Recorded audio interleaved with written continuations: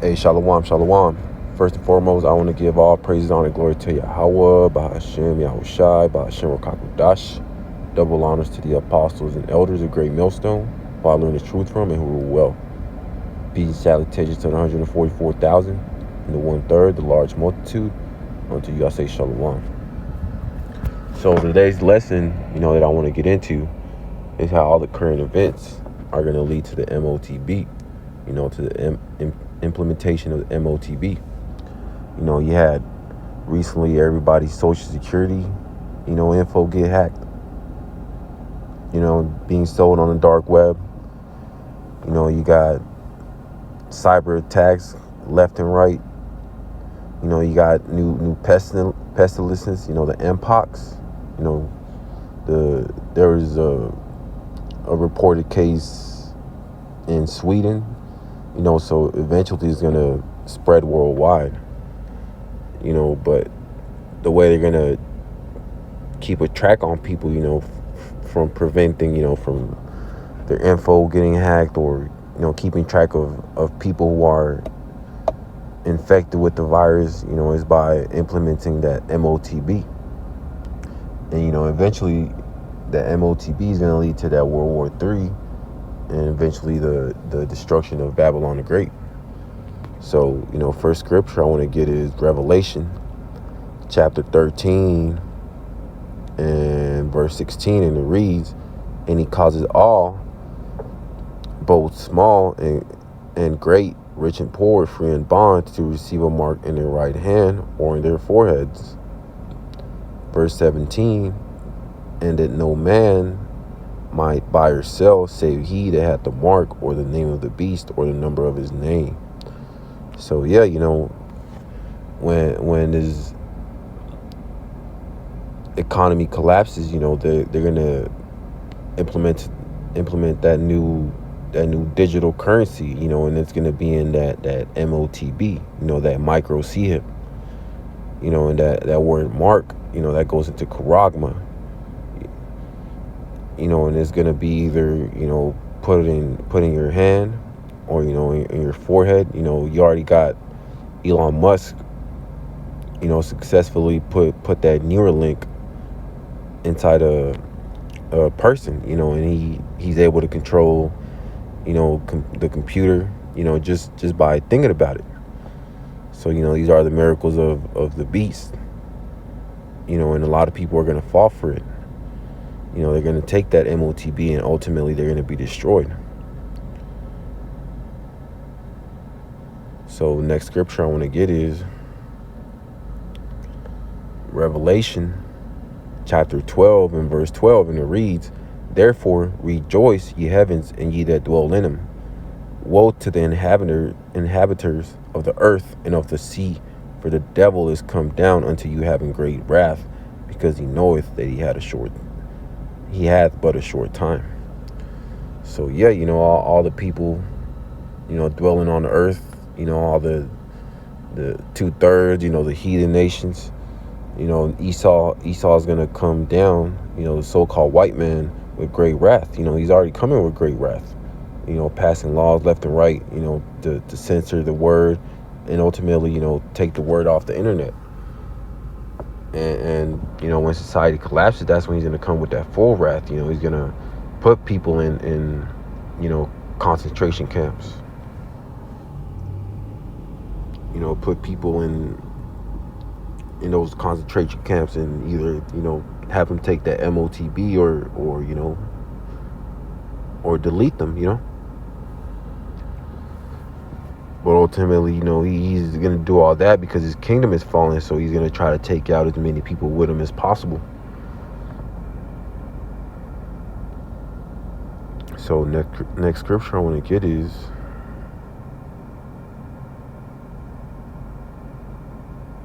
Second Esdras chapter 15 and verse 14, and it reads, "Woe to the world and them that dwell in it therein, for the sword and their destruction draweth nigh, and one people shall stand up and fight against another, and swords in their hands."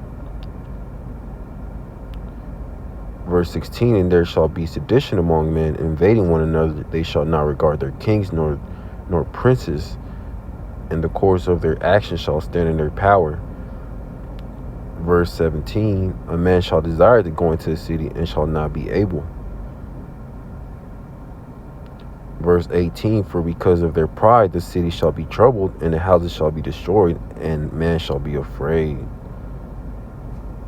Yeah, so that's going into the time of Jacob's trouble. There's going to be civil war, race wars, every type of war that you could think of, purge-like events. Jake being off, Esau being off, Esau versus Jacob, Esau versus Esau, Jake versus Jake, heathen nation, fighting against each other, and they're not going to regard, the mayors, governors, the police officers, they're all just going to, do what's in their best interest, which is ultimately fighting to defend the bit of city they have left, but ultimately it's all going to come to naught. They're going to be setting up those 15-minute cities and all those checkpoints, and you're going to have that motb, that C-hip, that micro C-hip.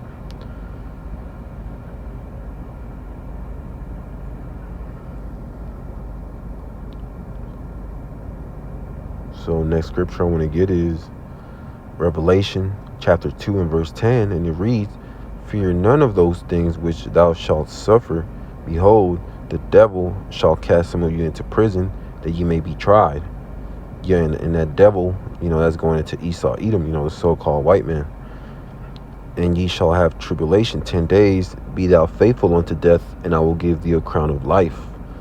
So yeah, tribulation 10 days, that's not going into literally 10 days. It might be 10 days, but it might be, a complete amount of time. It could be hours, it could be days, it could be weeks, it could even be months. But ultimately, we're all gonna be tried. Some of us might have to be martyrs, lay down our life, for Yahweh Shem Shai. Well, ultimately, we have to take that death. We will be risen up first. But a lot of brothers are going to be thrown in those concentration camps, and have to be tested. Have our faith tested. But ultimately, if we endure, we will receive that crown of life, either being a martyr or being delivered.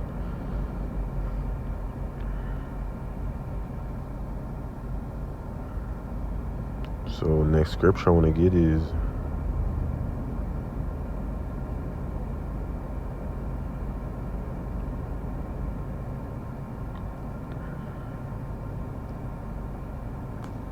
Baruch 4:25, and it reads, my children, suffer patiently the wrath that is come upon you from Yahweh Shem Shai. For thine enemy hath persecuted thee, but surely thou shalt see his destruction and shalt tread upon his neck.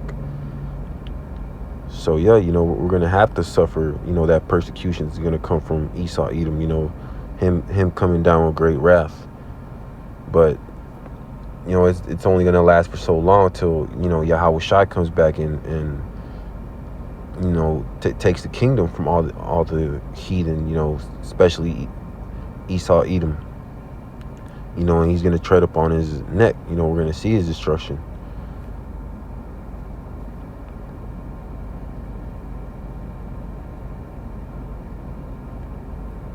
So next scripture I want to get is 2 Corinthians chapter 2 and verse 11. And it reads, lest Satan should get an advantage of us, for we are not ignorant of his devices. So yeah, we're not going to be ignorant when Esau, Edom comes up with that motb, that micro C-hip, being a solution to all the hell that's going on. We're gonna know that, hey, that's the Revelation 13 and 16. We can't take that, because we ultimately know what's going to happen to the people who take that motb. They're going to be burned up in that lake of fire.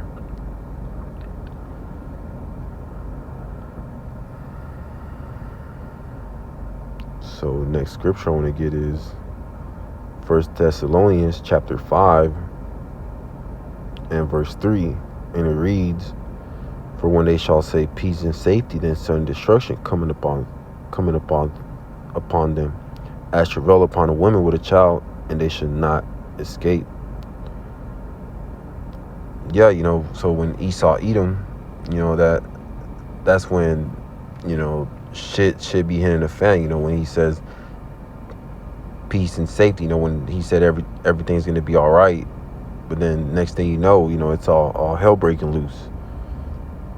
And that's going to catch a lot of people off guard. They're going to think to be in a good case, but next thing you know, it's going to be all hell breaking loose.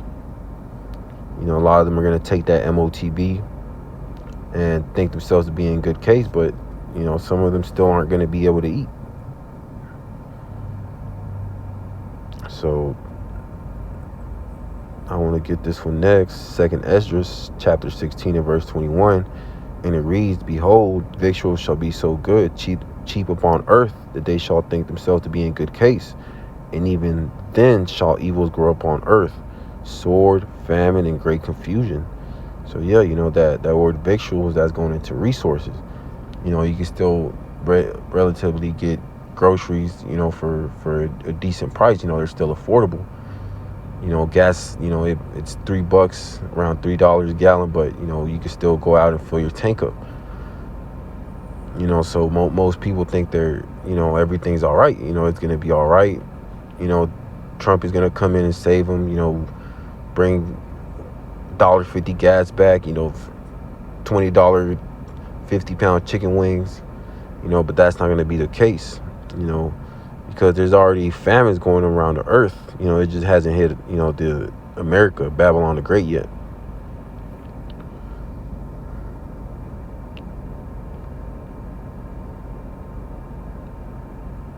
So next scripture I want to get is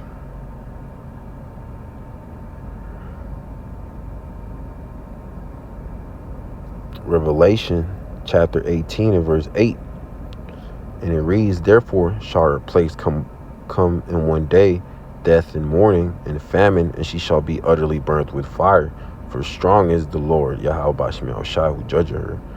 So yeah, that's going into the ultimate fate of Babylon the Great, aka America. What the end is going to be for this place.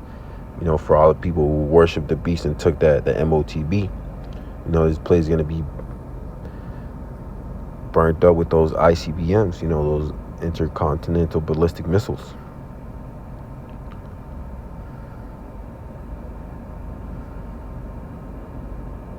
So next scripture I want to get is Revelation chapter 14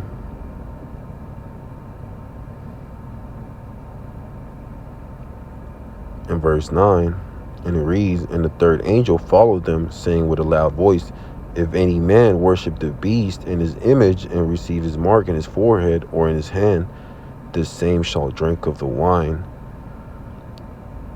of the wrath of Yahweh by Shemi Shai, which is poured out without mixture into the cup of his indignation. And he shall be tormented with fire and brimstone in the presence of the holy angels and in the presence of the Lamb." So yeah, anybody who takes that motb, that micro C-hip, ultimately is bound down to Esau Edom.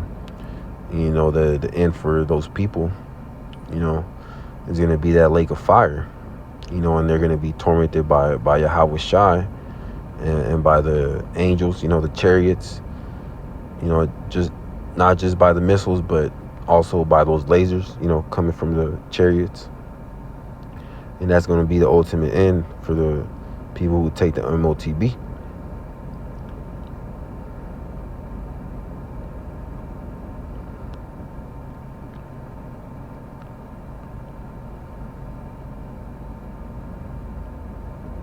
So this is the last scripture I want to get is Revelation chapter 3 and verse 10. And it reads, "Because thou hast kept the word of my patience, I also will keep thee from the hour of temptation, which shall come upon the world to try them that dwell upon the earth. Yeah, so, Yahweh Bashim Shai is going to have to interfere to, put that spirit on us to resist the motb, the great hour of temptation, and it's going to come upon the whole earth. But ultimately, we put our trust and faith in Yahweh Bashim El Shai, then he will keep us, during the hour of temptation. But yeah, that's pretty much it for this lesson. I want to give all praise, honor, and glory to Yahweh, Bahashim Yahweh Shai, Bahashim Rokah HaKodash. Double honors to the apostles and elders, a great millstone, who I learned the truth from and rule well. Peace and salutations to the 144,000 and the 1/3, the large multitude, until you say Shalom.